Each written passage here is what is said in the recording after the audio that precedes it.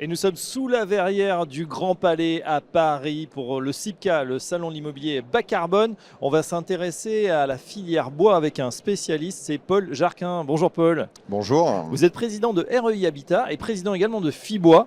Et avec vous, on s'intéresse à cette filière bois dont on parle de plus en plus avec ces matériaux biosourcés. On a l'impression qu'il y a une explosion du bois ces 5-10 dernières années.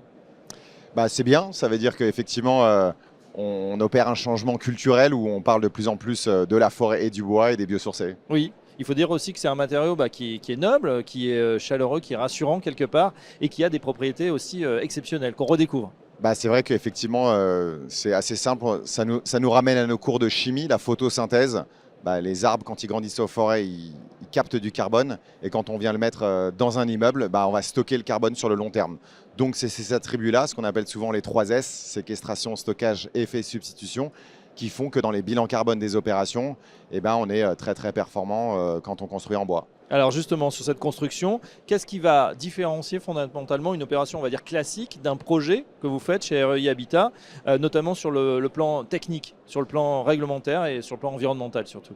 En ce moment, on parle aussi beaucoup de hors-site. Et ce qu'on rappelle toujours, c'est que la filière bois, par définition, est une filière hors-site. C'est-à-dire qu'on travaille avec des industriels, pour notre part avec des industriels français, et il y a beaucoup de préfabrication. Oui. Donc, on va avoir un chantier qui va ressembler un peu, pour donner une image, à un Lego, où les murs, les planchers seront préfabriqués en usine et ils arriveront avec beaucoup moins de camions et donc beaucoup moins de nuisances aussi. Et on a juste à assembler, en fait, c'est plus un métier d'assemblage que venir couler du béton sur les chantiers. Ouais, justement, si on parle d'un projet emblématique pour ceux qui nous regardent, qui se disent à quoi ça ressemble finalement une construction en bois?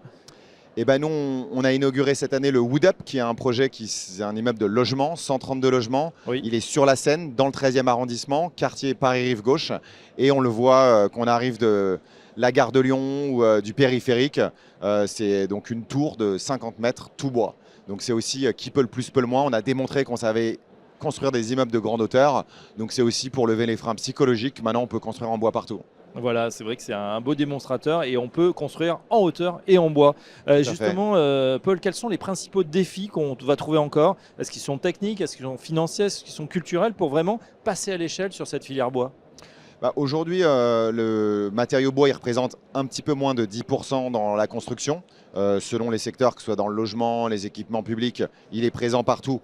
Mais on a vu une augmentation du logement assez significative avec une vraie pénétration du marché ces 5 dernières années. Mais sur le logement collectif, on est passé de 4 à 7-8%. Mais c'est quand même un doublement des parts de marché. La moyenne européenne, elle est à 17%. Donc il y a de la marge. Au Japon, on construit à 70% en bois. Donc on sait qu'on peut le faire, comme d'autres pays le font. Après, vous disiez réglementaire, culturel et financier, c'est un peu les trois. Oui. Continuer à changer les mentalités.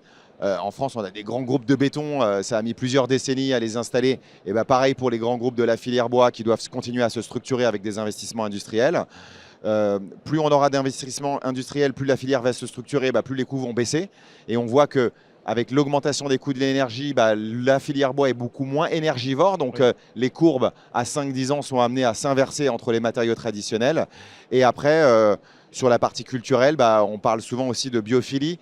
Les logements en bois sont plus sains. Quand on vit dans un logement en bois, on va avoir un rythme cardiaque qui va être plus doux. Et donc, en fait, il y a aussi une valeur d'usage très importante par rapport aux constructions traditionnelles. Voilà, une valeur d'usage qui peut compenser effectivement peut-être le surcoût qu'on a encore financièrement. Comment justement, dernière question, Paul Jarquin, on imagine l'avenir de cette promotion immobilier bas carbone et bois en particulier dans les 5 prochaines années, là, à horizon RE 2030? Je pense qu'aujourd'hui, on est quand même dans un moment de crise forte du métier de la promotion immobilière, mais plus généralement de l'immobilier. Je pense que de plus en plus, cette valeur verte, on venait de parler de valeur d'usage, mais le fait de construire bas carbone, d'avoir une performance environnementale, il y a de plus en plus d'investisseurs qui le voient aussi comme une approche patrimoniale. On s'inscrit sur des choses qui sont durables sur le long terme.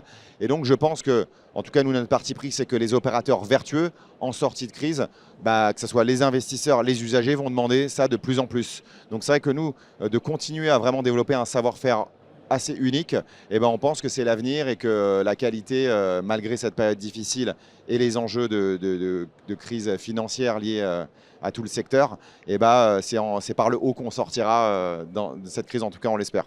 Voilà, en tout cas, la réponse du bois qui est de plus en plus importante pour la promotion. Merci Paul Jarquin. Je rappelle que vous êtes président de REI Habitat, président de FIBOIS, et à très bientôt sur notre antenne. Merci.